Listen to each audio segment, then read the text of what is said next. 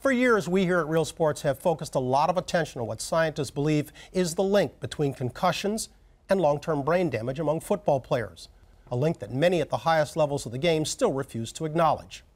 Against that backdrop, we have long wondered how the public's awareness of that link might impact the game's future, both in terms of participation and viewing enjoyment.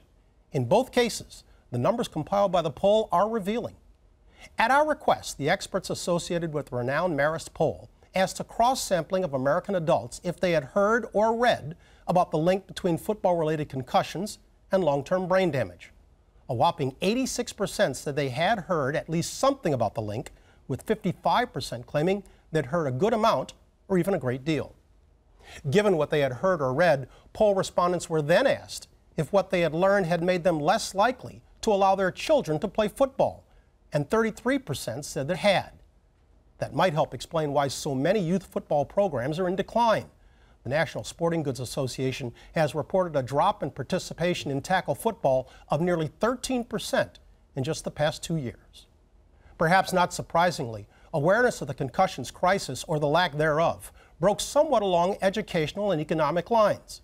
Adults earning less than $50,000 a year were more than twice as likely to have heard nothing at all about the problem than those earning more.